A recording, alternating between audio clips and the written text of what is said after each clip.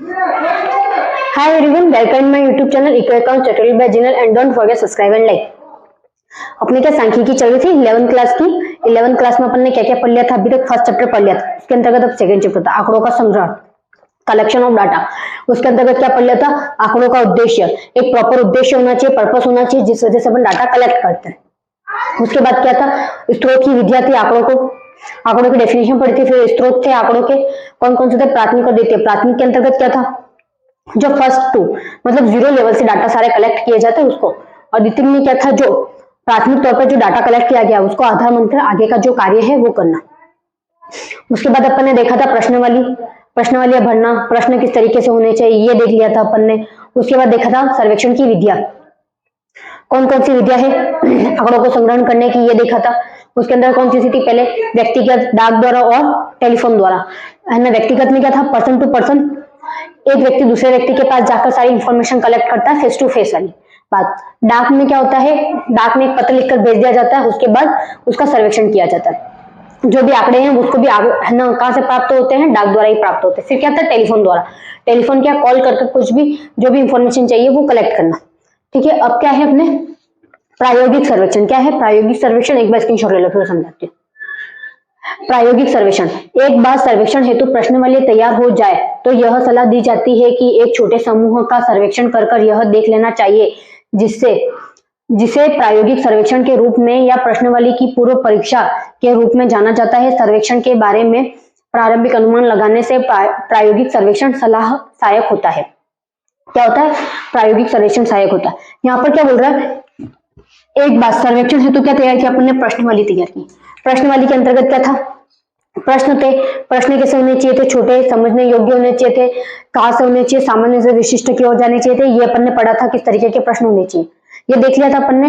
अब भाई जो प्रश्नावली तैयार होगी, प्रश्नावली के तैयार होने के आधार पर अपन ने क्या कर दिया? सर्वेक्षण कर दिया, उसके जो भी आंसर थे वो लिख दिया अपन ने। पहले प्रश्न तैयार किए, प्रश्न के बाद क्या किया? आलू की चिप्स की कंपनी थी, उसके हिसाब से अपन ने क्या किया था? प्रश्न तैयार किए थे। प्रश्न तैयार करके क्या किया था? उसको पूछा था कि फिर उनके आंसर निकाले थे। अब वही है जो तैयार हो गया है, यह सलाह दी जाती है। क्या? जो प्रश्नावली अपन ने आलू की चिप्स वाली कंपनी थी उसके लिए तैयार की थी कि एक छोटे समूह का सर्वेक्षण करके यह देख लेना चाहिए। क्या? अब जो ये प्रश्नावली तैयार की थी, किसी ने भी तैयार की हो, अगर बड़े हिस्से पे हो तो है ना ज्यादा लोग होंगे, छोटे हिस्से पर होंगे तो उससे कम होंगे, और बिल्कुल ही छोटे हिस्से पर होंगे तो एक या दो ही व्यक्ति होंगे। तो जैसे चिप्स वाला था तो उसमें किसने? एक जने ने ही सर्वेक्षण किया था, पूरा एक जने ने किया था। तो अब यहाँ पर क्या? एक छोटा समूह, 2 जने देख लेंगे, 2 जने ले लिए और है ना चिप्स की कंपनी का क्या किया? चिप्स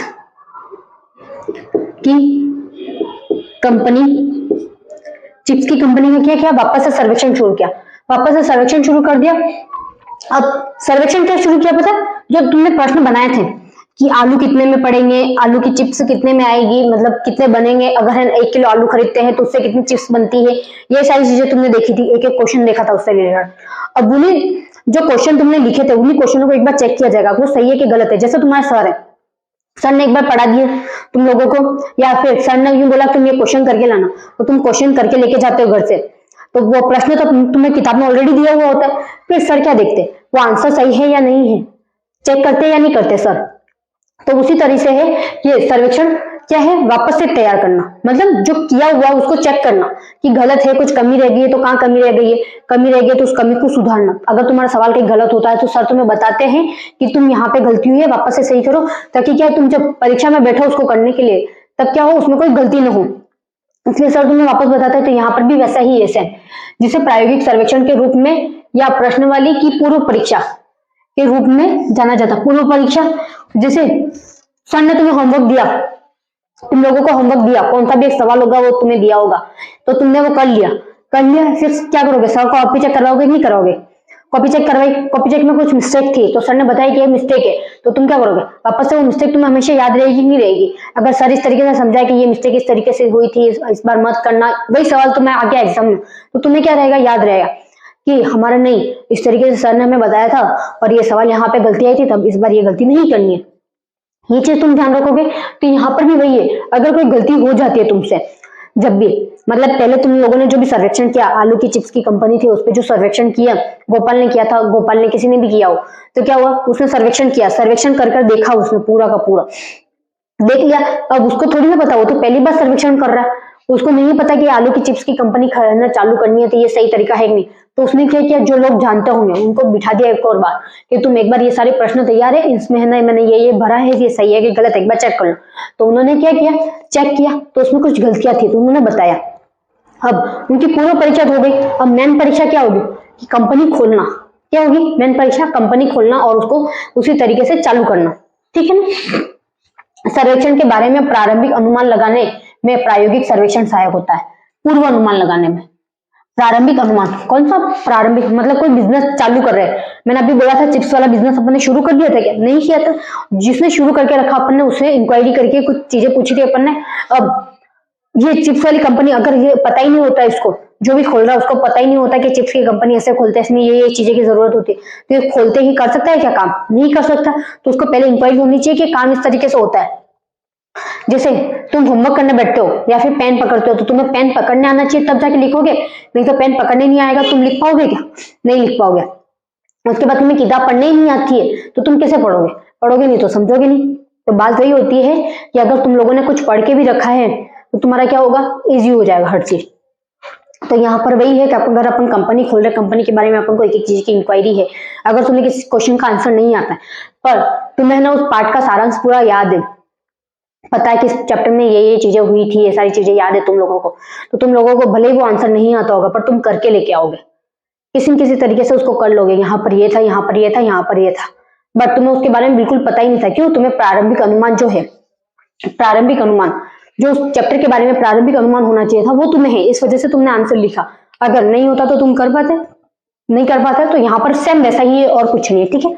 इसको जब भी करो ये सर्वेक्षण को तो अपने हिसाब से प्रश्न वाली भरो, किस तरीके से भरो ना, तो क्या करना है, अपने जिस तरीके से एग्जाम में क्वेश्चन आते हैं तो एग्जाम के 2-3 क्वेश्चन ही ऊपर नीचे पुटअप कर लोगे ना तभी तुम्हारा हो जाएगा। मतलब प्रश्न कैसे होने चाहिए, एक ही चैप्टर, अगर तुम्हें कोई चैप्टर अच्छे से आता है और उसमें 1-2 क्वेश्चन ऐसे लिख रखे हैं तो तुम उन क्वेश्चनों को मिक्स करके भी है ना सही से प्रश्न बना के उसके आंसर लिख सकते हो, उस हिसाब से कर सकते हो जिस तरीके से तुम्हें वो रट्टा मट्टा वो याद करने की जरूरत नहीं है, ठीक है। अब क्या है, जनगणना तथा प्रतिदर्शन सर्वेक्षण, जनगणना या पूर्व गणना, इसमें सबसे पहला क्या है, जनगणना या प्रतिदर्शन के अंतर्गत 4th टॉपिक है अपना जनगणना या प्रतिदर्शन तथा प्रतिदर्शन सर्वेक्षण। प्रतिदर्शन सर्वेक्षण है उसके अंतर्गत सबसे पहला क्या है, जनगणना या पूर्व गणना, ठीक है। अब ये पढ़ते हैं अपन, वह सर्वेक्षण जिसके अंतर्गत जनसंख्या के सभी तत्व शामिल होते हैं उसे जनगणना या पूर्व गणना की विधि कहा जाता है। कौन सी विधि कहा जाता है, पूर्ण गणना की विधि कहा जाता है। एक बार ये मिटा देते हैं। अब जनगणना में क्या क्या चीजें जरूरत होती है, क्या क्या चीजें चाहिए जनगणना में। सबसे पहले तो जनगणना जब भी करें तो यूं तो है नहीं कि कम है ना, अपनी जो गवर्नमेंट है वो हर साल करेगी, हर साल करेगी क्या, गवर्नमेंट हर साल नहीं करने वाली। गवर्नमेंट क्या करने वाली, हर साल करने वाली। अगर गवर्नमेंट हर साल है ना जनगणना करेगी ना तो गवर्नमेंट के क्या हो जाएंगे, दिवालिया निकल जाएंगे बिल्कुल ही सॉरी, क्या हो जाएंगे। इसलिए कंपनी क्या कर, जो अपनी सरकार है, गवर्नमेंट है, कितने साल में करती है, 10 साल में एक बार करती है जनगणना। कितने साल में करती है, 10 साल में करती है। इसके अंतर्गत क्या आता है, जन्म एवं मृत्यु, साक्षरता, रोजगार, आयु आदि आते हैं। भारत में पिछली जनगणना कब हुई थी, 2011 को हुई थी। 2011 को कितनी जनसंख्या थी, 121.09 करोड़ थी, और 2001 को कितनी थी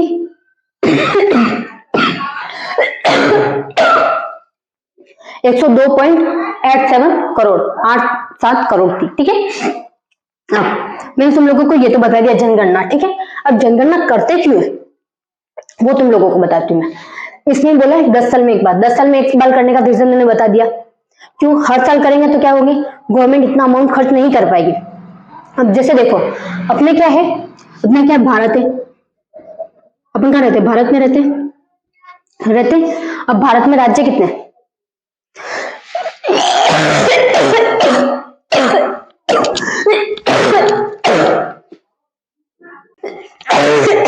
कितने राज्य अपने भारत में, भारत में राज्य कितने हैं, 28 राज्य हैं, 28 राज्य। और जो संघ है अपने, संघ राज्य कितने हैं, वो कितने हैं, 8 है। 8 ही है ना, तो क्या करेंगे अब 28 राज्य हैं अपने। अब 28 राज्य में अलग अलग है ना तहसीलें हैं, अलग अलग जिले हैं, सब कुछ है। जैसे राजस्थान ले जाते हैं तो राजस्थान में भी तो है, अभी कितना हो गया 50 है, तो राजस्थान लेते हैं अपन, तो कितना राजस्थान में 50 है, ठीक है। अब इन 50 जो जिले हैं, 50 जिलों में 50 जिले हैं, अब इन 50 जिलों में कितने सारे होंगे ऐसे, एक जिले में कितने गांव होंगे या नहीं होंगे। अब भारत का एक ही व्यक्ति निकले, चलो नरेंद्र मोदी लेके रहते हैं, नरेंद्र मोदी है ना अभी फिलहाल, नरेंद्र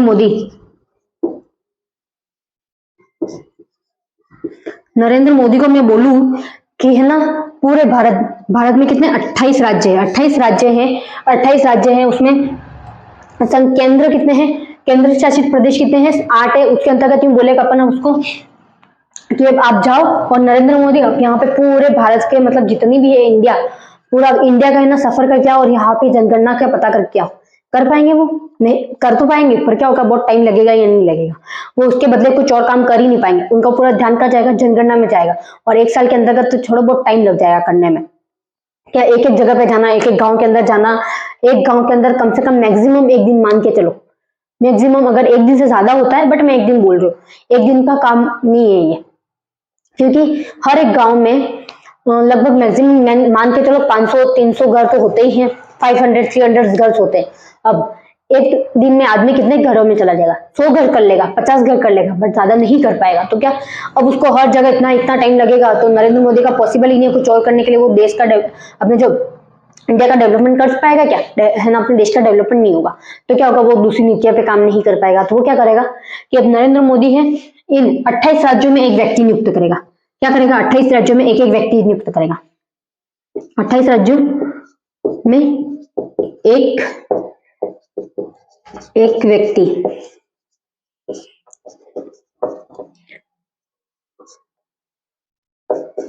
नियुक्त करेगा। अब 28 राज्यों में एक एक व्यक्ति नियुक्त किया, अब राजस्थान में भी एक नया व्यक्ति नियुक्त किया, कितने किए, एक व्यक्ति। अब उस एक व्यक्ति ने क्या कहा, नरेंद्र मोदी ने कहा अब एक व्यक्ति है राजस्थान का पूरा, हाँ पूरे 50 राज्यों में जा सकता है, पर 50 जिले हैं, 50 जिलों में जा सकता है, 50 जिलों में नहीं जा सकता वो। और है ना क्या बोलते हैं, 50 जिलों में गांव भी होंगे, एक गांव में 50 जिले हैं, 50 जिलों में लगभग तुम 10 गांव मान के चलो, लगभग बोला मैंने, इससे ज्यादा होंगे बट मैं 10 ही बोल रही हूँ। तो यहाँ पे सोचो कितने हो गए, 500 गांव हो गए। अब एक व्यक्ति 500 गांव कवर कर सकता है, और राजस्थान में हर जगह अलग अलग बोलियां हैं, एक बोली कहीं बोली नहीं जाती है। अगर अपन यहाँ का कुछ वहां बोलेंगे तो समझ में भी नहीं आएगा नहीं आएगा, तो क्या होगा, प्रॉब्लम कहाँ आएगी फिर, भाई है ना लैंग्वेज समझने में आएगी, कुछ पूछेंगे तो वो है ना अनजान लोगों को कुछ बताते नहीं। अगर वहीं पर उसी गांव का एक व्यक्ति नियुक्त कर दिया जाए, जैसे यहाँ भारत था, भारत में कितने 28 राज्य थे, 28 राज्यों में एक एक व्यक्ति नियुक्त किया, उसी तरीके से 50 जिले हैं, 50 जिले में एक एक व्यक्ति नियुक्त कर दे तो आसान हो जाएगा काम। अब क्या करेंगे, 50 जिलों में एक एक व्यक्ति नियुक्त किया, कहाँ किया, 50 जिलों में एक एक व्यक्ति नियुक्त किया, एक एक व्यक्ति क्यों किया, जैसे मैंने बोलती हूँ तुम लोगों को, ठीक है। यहाँ पर ले लो कोटा, उदयपुर और बीकानेर। अब मैंने बोला कोटा वाले व्यक्ति को, जो मेन होगा वो समझ लो कोटा का, कोटा वाले व्यक्ति को बोला मैंने उदयपुर जाओ। उदयपुर जाके क्या करना है तुम लोगों को, क्या करना है, उस आदमी को क्या करना है कि उदयपुर की जनगणना पता करनी है।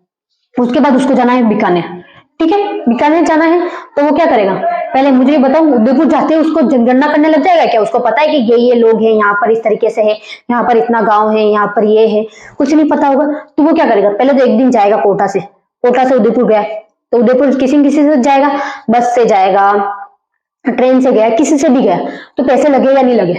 अब उदयपुर जाएगा वो, उदयपुर में कम से कम बहुत सारे गाँव होंगे। अब उदयपुर में गाँव होंगे लगभग 10 गाँव है, ठीक है, 10 गांव में कितने हैं, हर गांव में 500 घर है। अब वो 500 घर एक दिन में तो कवर नहीं कर पाएगा। और अब उदयपुर है, अब देखो एक गांव यहाँ पर है, एक गांव यहाँ पर, एक गांव 50 किलोमीटर दूर, एक गांव और 50 किलोमीटर दूर, यहाँ पर ए कोई गांव है, यहाँ बी कोई गांव है, यहाँ सी कोई गांव है। अगर यहाँ पर 60 किलोमीटर दूर है, ऐसे गांव कितने दूर दूर के आस पास में नहीं है, तो अब यहाँ से यहाँ जाने का भी उसको कुछ ना कुछ अमाउंट देना पड़ेगा या नहीं देना पड़ेगा? तो वैसे बहुत अमाउंट खर्च होगा। और वो कोटा से उदयपुर आएगा तो उदयपुर में कहीं तो रहेगा, रहेगा या नहीं रहेगा? वो कहीं कहीं रहेगा, खाएगा पिएगा कुछ तो करेगा ना, तो उसका भी तो खर्चा लगेगा, लगेगा या नहीं लगेगा? अब जो कोटा वाला आदमी, अब देखो कहीं पर भी गया हो, उसको जहाँ रह रहा होगा वो उसको वहां जाना पड़ेगा, तो वो क्या करेगा? सुबह 6 बजे निकलता है तो उसको वापस से 5 बजे जाना पड़ेगा। क्यों? क्योंकि उसको वहां जाने में, पहुंचने में वापस से टाइम लगेगा, निकल जाएगा। तो क्या उसका जनगणना पूरी तरीके से हो सकती है? नहीं हो सकती। वो सही टाइम भी नहीं दे पाएगा, और टाइम कितना लग जाएगा? ज्यादा लग जाएगा, खर्चा भी ज्यादा हो जाएगा। तो इसलिए गवर्नमेंट ने क्या किया, जब अपने 50 जिले थे, 50 जिलों में एक एक व्यक्ति नियुक्त की, और 50 जिलों के जो एक एक व्यक्ति नियुक्त किए गए थे, उन्होंने व्यक्तियों ने क्या बोला, हर गाँव में एक एक व्यक्ति नियुक्त कर लेते। तो क्या होगा, लोग उसको जानते भी हैं, लोग उसको जानेंगे तो क्या करेंगे, इजी से कोई भी इंफॉर्मेशन बता देंगे। अगर जल्दी जल्दी इंफॉर्मेशन पता चल गई तो क्या होगा, जल्दी जल्दी काम हो जाएगा। तो क्या हुआ, अब इन जो 50, अब जहाँ 10-10 गांव थे, उदयपुर में कितने, 10 गांव, 10 गांव, 10 गांव, इन 10 ने क्या किया, अब कोई कोटा का आदमी नहीं आ रहा है, उदयपुर का आदमी कहीं नहीं जा रहा है, और ना बीकानेर का आदमी कहीं जा रहा है, ठीक है, कहीं आदमी कहीं नहीं जा रहा है, सिर्फ कोटा का आदमी कोटा में बैठा है, उदयपुर का आदमी उदयपुर में बैठा है, बीकानेर का आदमी बीकानेर में बैठा है, जैसे नरेंद्र मोदी बैठा है, ठीक है, दिल्ली में।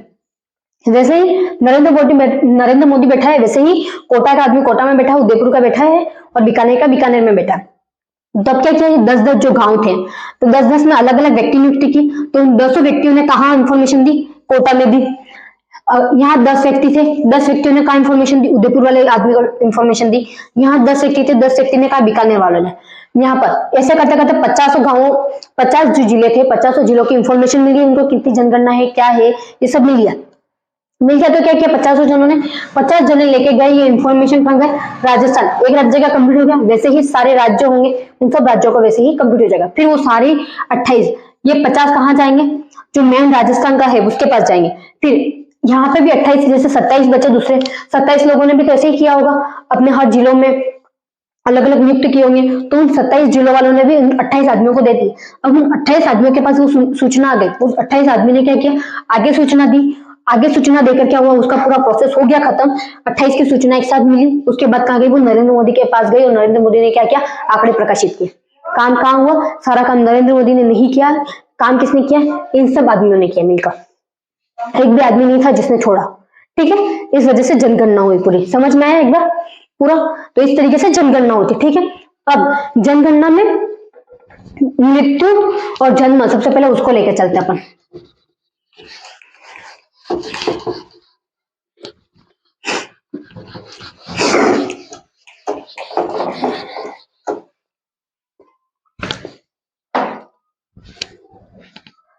यहां पर क्या है, सबसे पहले देखो, यहाँ पे बोला 10 साल में एक बार, मैंने बता दिया 10 साल में एक बार क्यों होती है, क्योंकि भारत में कम से कम 28 राज्य हैं, ये सब करने में बहुत टाइम लगता है, और एक एक राज्य में बहुत सारे जिले, जैसे अपन राजस्थान को ही ले लो, राजस्थान में कितने 50 जिले, तो वैसे ही दूसरी जगह भी तो बहुत सारे जिले होंगे।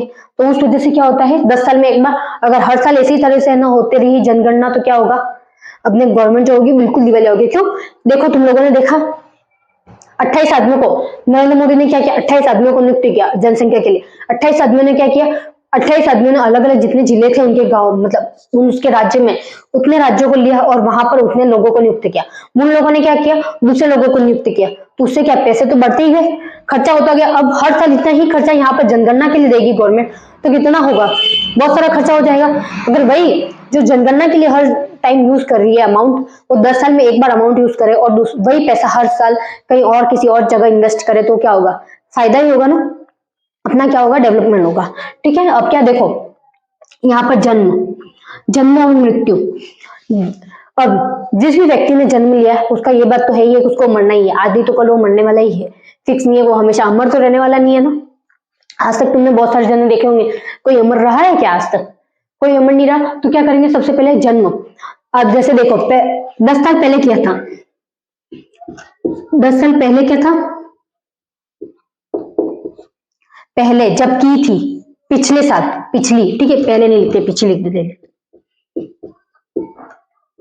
पिछली जनसंख्या में क्या था, एक फैमिली थी, परिवार को भी ले लेते, परिवार हुआ, परिवार में कितने लोग थे? 10 लोग थे। कितने लोग थे? 10 लोग थे। अब मुझे बताओ, अब 10 साल बाद जनसंख्या होगी, जनगणना वापस होगी 10 साल के बाद। अब परिवार में कितने जने थे? 10 लोग थे। कितने थे? 10 लोग थे। अब मैं कर रही हूँ जनगणना, तो इनमें ये तो होगा ही नहीं कि 10 के 10 ही रहे होंगे। लगभग यूं सोच के चलो कि 2 लोग माता पिता हो, ठीक है, माता पिता, माता और पिता। उसके बाद 2 लोग क्या हो? दादा दादी मान लो, दादा दादी।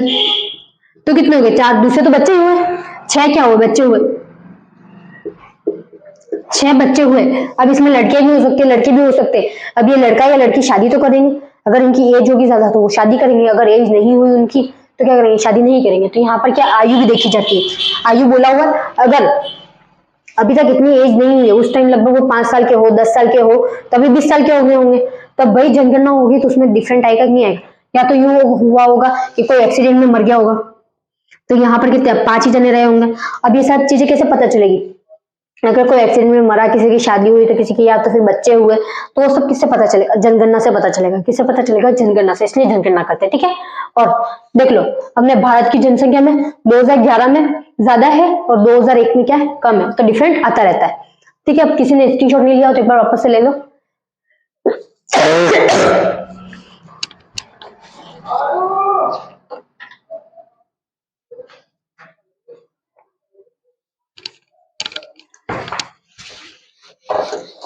अभी ना अपने ये टॉपिक खत्म हुआ है।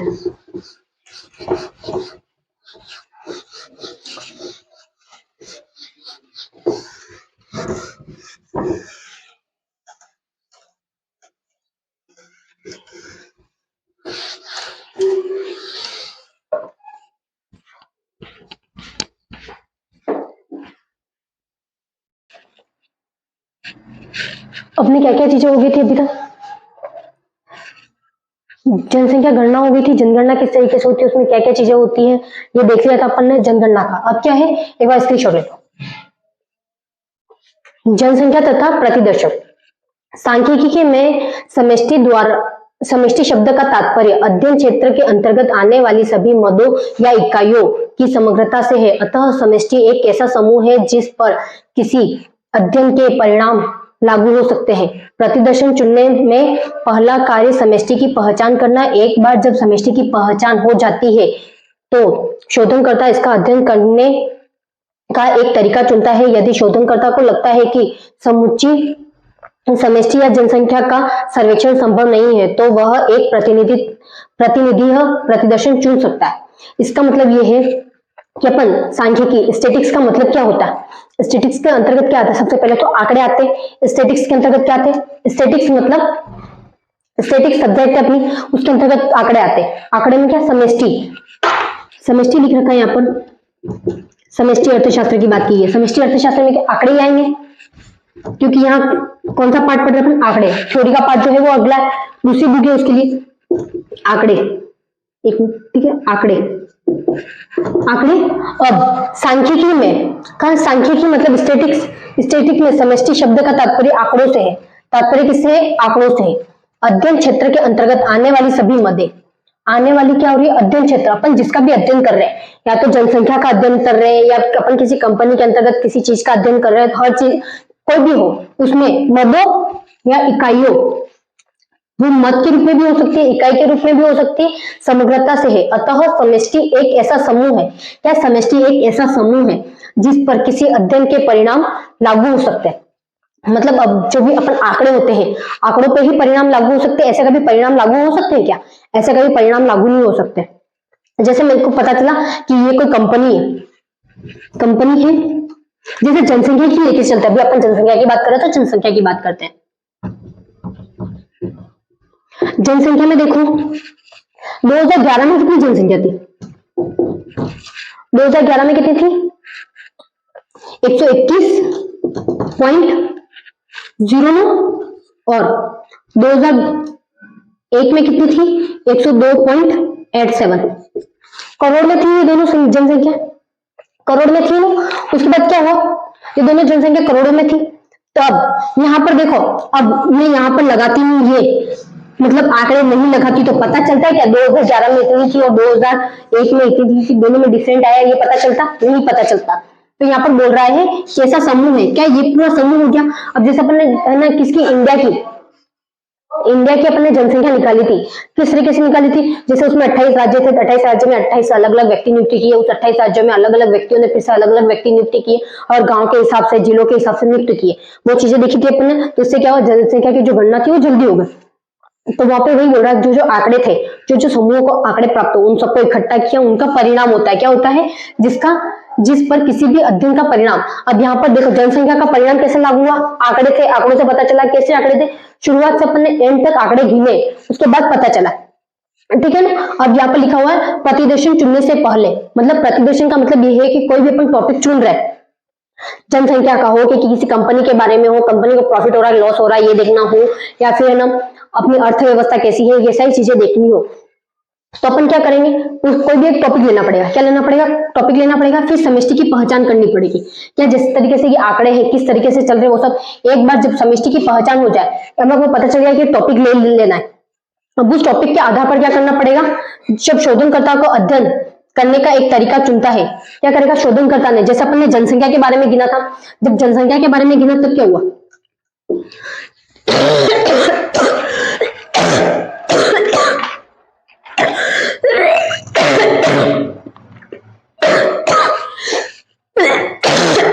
सॉरी, जब अपन ने जनसंख्या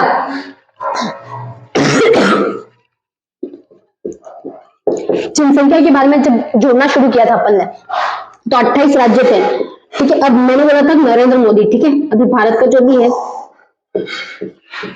नरेंद्र मोदी, अब नरेंद्र मोदी को मैं बोलती हूँ, नरेंद्र मोदी ने ये तो कर लिया, पता कर लिया कि 10 साल में जनगणना होनी है, तभी फिर से जनगणना होगी, अपने जनगणना होनी है, तो क्या हुआ, उसने कहा कि जनगणना तो हो रही है, बट अब वो 28 राज्य में अलग अलग जिले हैं, सब कुछ है, उस 28 जिलों में क्या है, वापस से गांव है, सब तहसीलें हैं, सब जो भी है, उनका भी तो अध्ययन करना पड़ेगा। अब नरेंद्र मोदी अकेला नहीं कर सकता, उसको ये पता चल गया, नरेंद्र मोदी ने टॉपिक क्या ढूंढा, जनसंख्या करनी है। अब जनसंख्या का पता कर लिया, उसके बाद क्या किया उसने, शोधनकर्ता, अब शोधनकर्ता यहाँ पर कौन, एक बार नरेंद्र मोदी मान लो, ठीक है, नरेंद्र मोदी है, करने का तरीका चुनता है, क्या करेगा, तरीका चुनेगा कि किस तरीके से करनी है, अगर मुझे जल्दी इंफॉर्मेशन चाहिए तो वो किस तरीके से प्राप्त होगी, अगर थोड़ा टाइम तक चाहिए तो किस तरीके से होगी, वो सब देखेगा। यदि शोधनकर्ता को लगता है कि समुची समष्टि या जनसंख्या का सर्वेक्षण संभव नहीं है, मतलब संभव नहीं है, अब नरेंद्र मोदी इतने पूरे भारत का सर्वेक्षण कर सकता है कि घर में जाके है ना जनसंख्या का पता कर सकता, नहीं कर सकता, तो उसने क्या किया, दूसरा तरीका ढूंढा, क्या किया, प्रतिदूषण के लिए वो दूसरा प्रतिनिधित्व कर सकता है। जैसे उसने नरेंद्र मोदी ने क्या किया, 28 राज्यों में 28 अलग अलग लोग लगाए थे, 28 अलग अलग लोग लगाए थे ना। अब उन लोगों ने क्या किया, जैसे अपने राजस्थान था, राजस्थान में कितने 50 जिले हैं, तो 50 28 जहां पर ये 28 थे, 28 व्यक्तियों ने, जिसमें से एक राजस्थान का जो एक व्यक्ति था, उसने क्या किया, जिसके लिए राजस्थान के एक व्यक्ति को नियुक्त किया गया था, उसने क्या किया, 50 अलग व्यक्ति नियुक्त किए, 50 अलग व्यक्ति नियुक्त किए, 50 अलग व्यक्ति नियुक्त करने के बाद क्या किया, इन 50 ने अपने अपने जगहों में किसी आदमी को चुनना पड़ता, तो उसके द्वारा क्या किया, सर्वेक्षण किया। तो क्या किया उन्होंने, अब पूरे भारत की जनगणना एक जना नहीं कर सकता था, इसलिए क्या किया, बांट दिया। तो यहाँ पर यही बताया जा रहा है कि जब अपन जनगणना करने बैठे और तब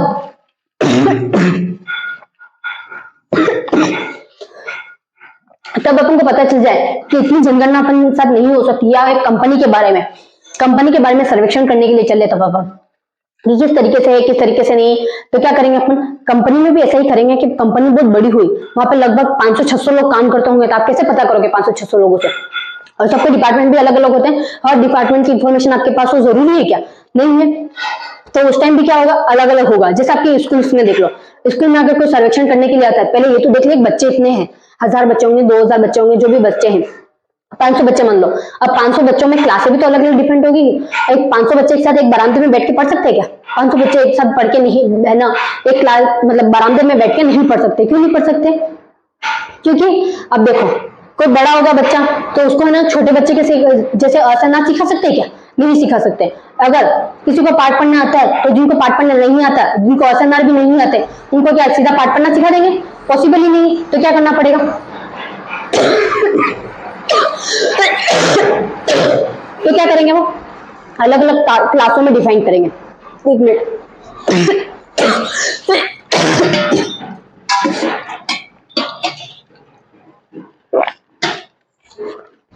क्या करेंगे, अलग अलग क्लासों में डिफाइन करेंगे।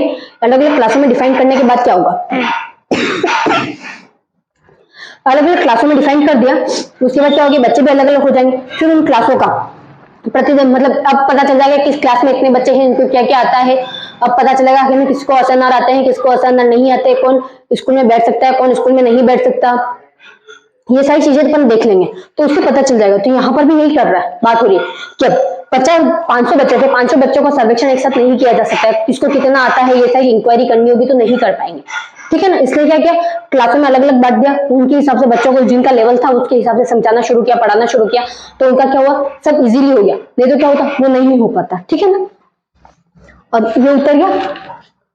इसके बाद अगला टॉपिक अपना, अगला टॉपिक क्या है, यादृश प्रतिचयन और अयादृश।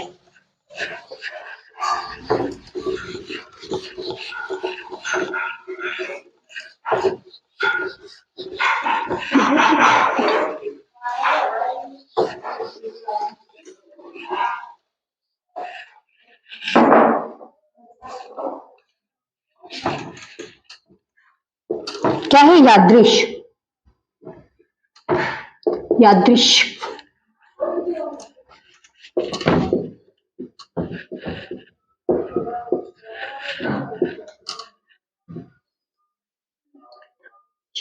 यादृच्छिक प्रतिचयन। यादृच्छिक प्रतिचयन में क्या होता है, इसमें जो भी लोग होते हैं, लोगों को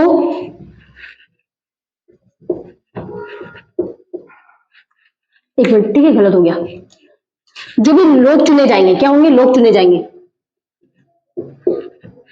जो लोग चुने जाते हैं, जो लोग चुने जाते हैं, जो लोग चुने गए हैं, मतलब जो लोग चुने जाते हैं और जिन लोगों को नहीं चुना गया है वह चुने गए लोगों की कैटेगरी में आ सकते हैं और वही अयादृ एक मिनट, ठीक है, अयादृच्छिक प्रतिचयन। प्रतिचयन में क्या होगा, जो लोग चुने गए हैं, जो लोग चुने गए हैं और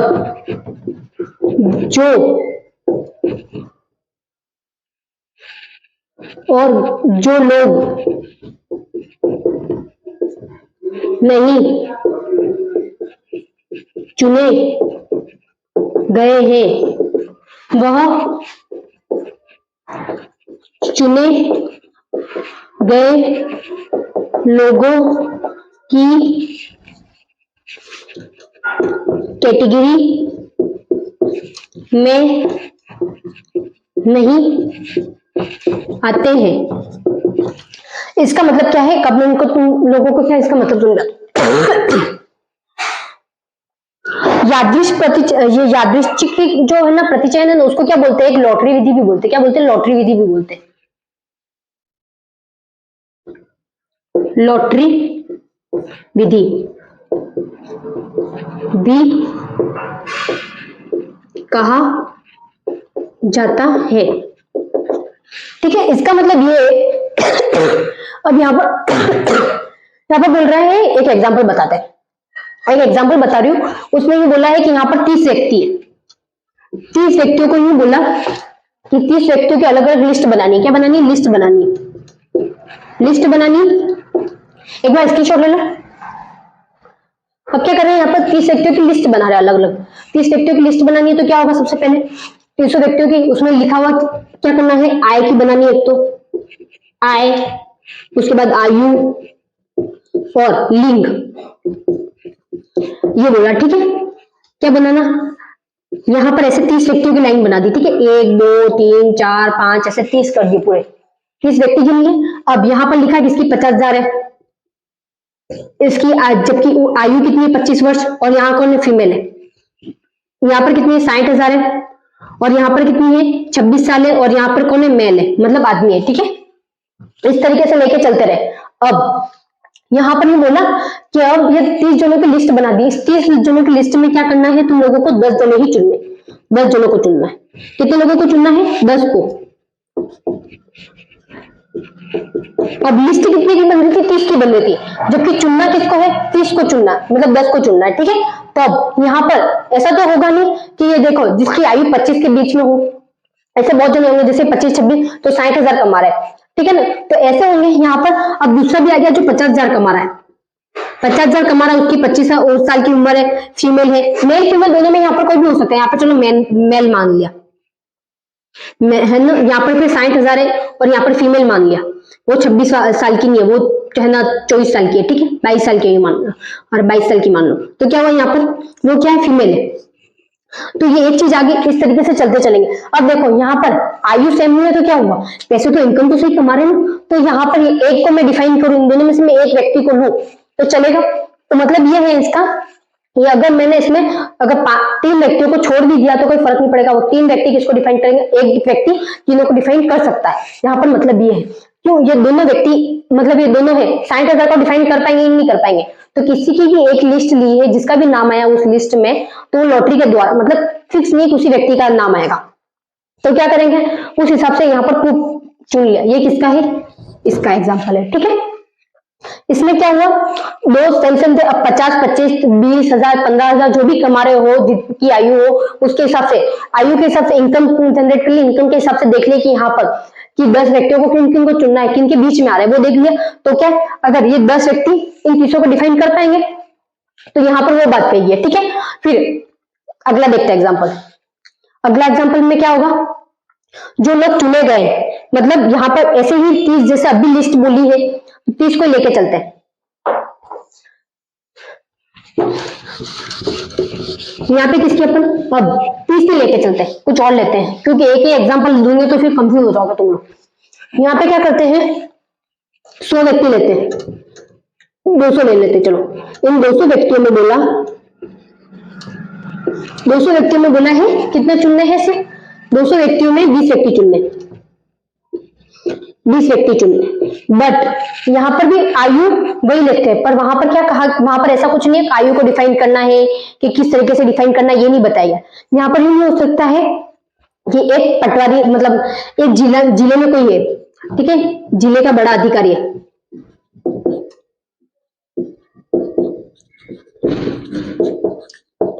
उसको भी बोला कि इन 200 व्यक्तियों की जो तुम्हें लिस्ट देकर गई है, 200 जनों की क्या की, लिस्ट दी है, लिस्ट दी, नाम आ गया लिस्ट में। ठीक है, लिस्ट में जिन 200 व्यक्तियों का नाम आया, लिस्ट में नाम आया, तो उसको यूं बोला, ये जिले का जो बड़ा अधिकारी है उसको यूं बोला गया कि तुम्हें कितने 20 व्यक्ति को तुम कितने जॉब पे लगा सकते हो, 20 व्यक्तियों को जॉब में लगा सकते हो। तब उसको यूं बोला 20 व्यक्ति को जॉब में लगा सकते हो, तो वो कैसे व्यक्ति ढूंढेगा, कैसे व्यक्ति ढूंढेगा जॉब लगाने के लिए, ऐसे व्यक्ति ढूंढेगा जो या तो अपने घर के हो, करीबी हो, अगर उनका कॉल आया उस लिस्ट में उनका नाम होगा तो सबसे पहले वो उनको चुनेगा, वो है ना परसेंटेज के हिसाब से या उनकी काबिलियत के हिसाब से नहीं चुनेगा। किसके हिसाब से चुनेगा, यहाँ पर पहचान के हिसाब से चुने जाएंगे। किस तरीके से चुने जाएंगे, पहचान के हिसाब से चुने जाएंगे। इसलिए यहाँ पर बोला गया जो लोग चुने गए हैं और जो लोग नहीं चुने गए उनमें कैटेगरी समान नहीं होती। क्या होती कैटेगरी, वह चुने गए लोगों की कैटेगरी में नहीं आते, चुने गए जो लोग हैं उनकी कैटेगरी में नहीं आएंगे और यहाँ पर कैटेगरी में आएंगे। क्यों आएंगे, क्योंकि वहां पर जो लिस्ट बन रही है उसके अंतर्गत क्या होता है, आय